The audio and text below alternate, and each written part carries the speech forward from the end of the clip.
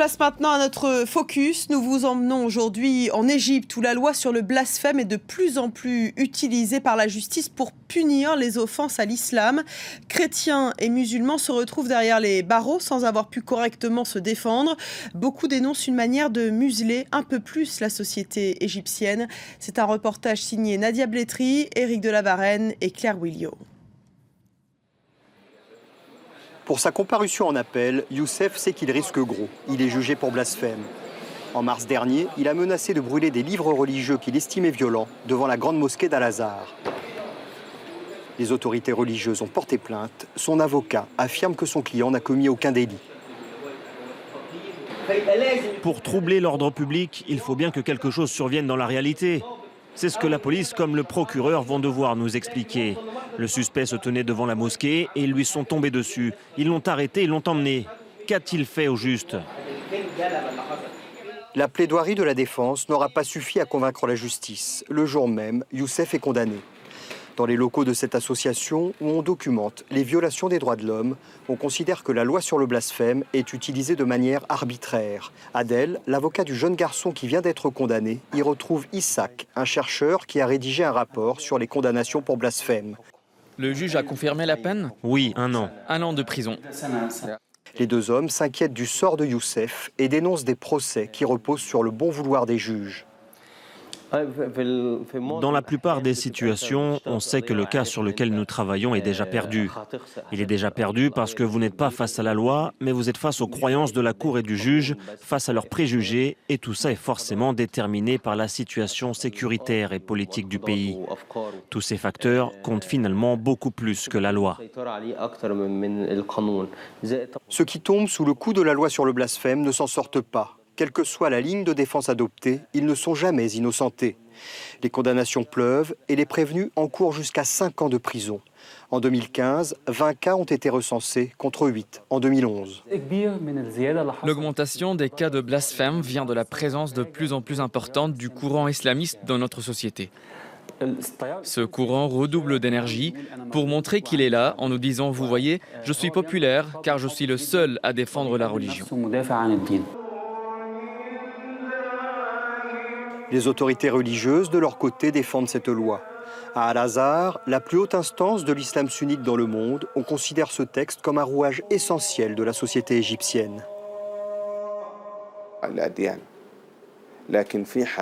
Il y a des cas où la protection de notre société et de nos convictions nécessite l'application de cette loi. C'est un texte qui protège les valeurs de notre société. Dans les faits, la loi sur le blasphème sanctionne uniquement les offenses à l'islam.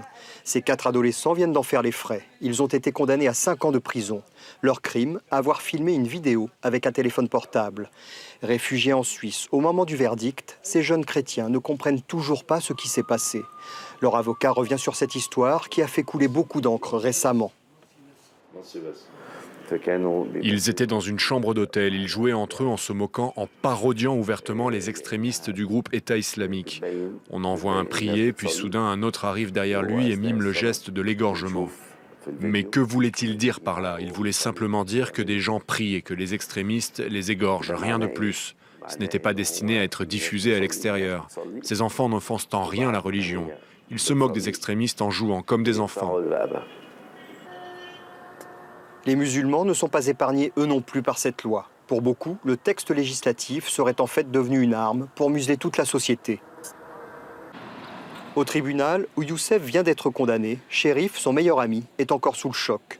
Selon lui, cette sanction est symbolique et la loi sur le blasphème est clairement devenue une menace pour toute une jeunesse intellectuelle dans le pays.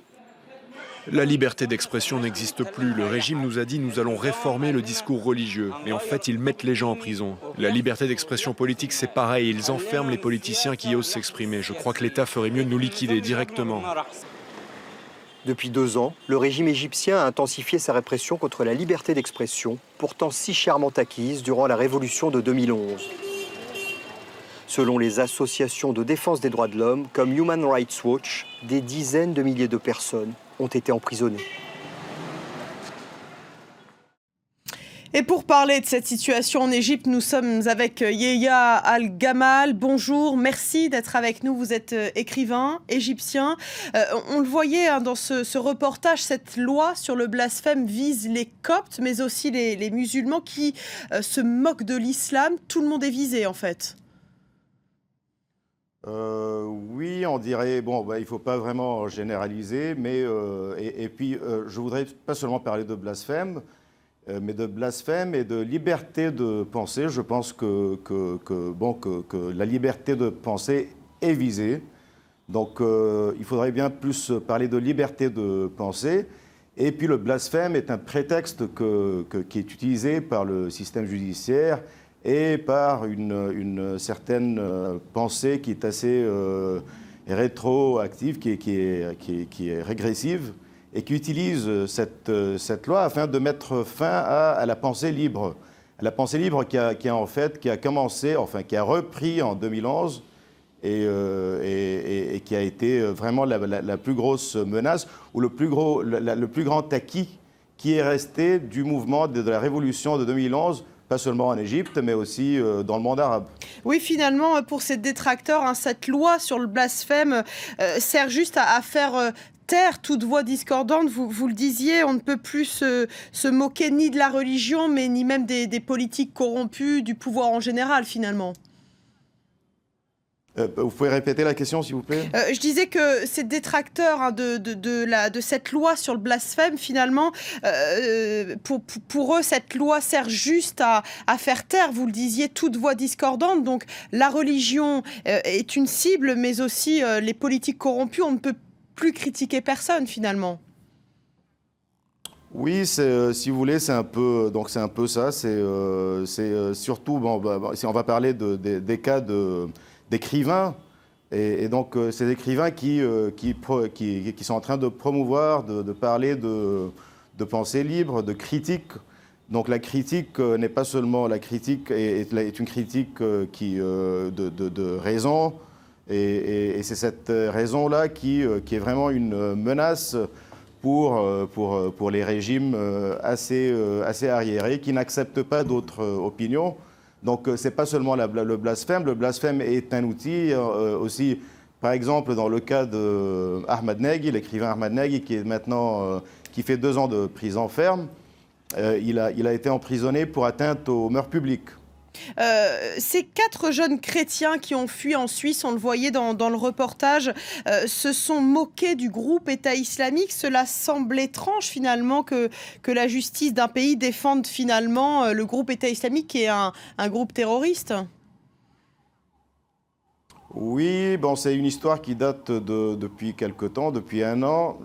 J'ai vu la vidéo, je ne vois pas vraiment, c'est des jeunes, des adolescents qui sont en train, ou même plus jeunes qu'adolescents, qui sont en train de critiquer, mais d'une façon sarcastique, d'une façon où il y a de l'humour.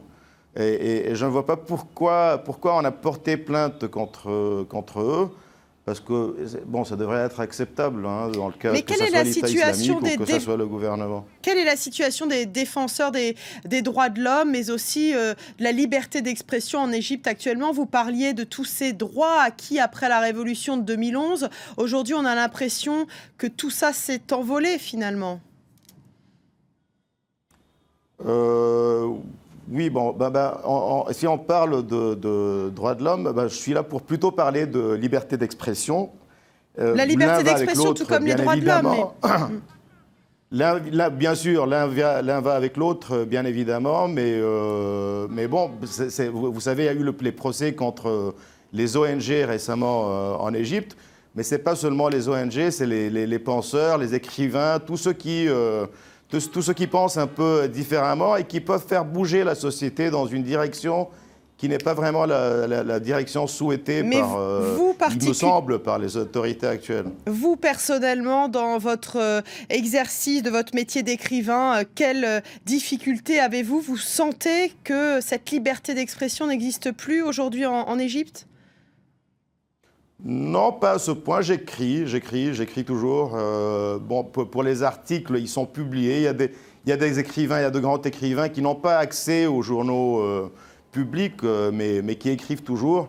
il y a toujours l'Internet qui est là. Il y a 40 millions d'utilisateurs d'Internet en Égypte. Donc tout le monde, pas seulement les écrivains, mais tous ceux qui veulent exprimer leur opinion, ben, ils le font sur Internet. Hein. Il y a une base très étendue et oui, mais avec qui le s'étend risque pas seulement au Caire. Mais avec le risque de finir derrière les barreaux, si l'on comprend bien. Oui, bien sûr, il y a toujours ce risque. Ce risque existe en Égypte. Bon, ça dépend comment on est connu et quelle audience on a aussi. Merci beaucoup, Yehia El Gamal, d'avoir été en direct avec nous sur France 24. Merci.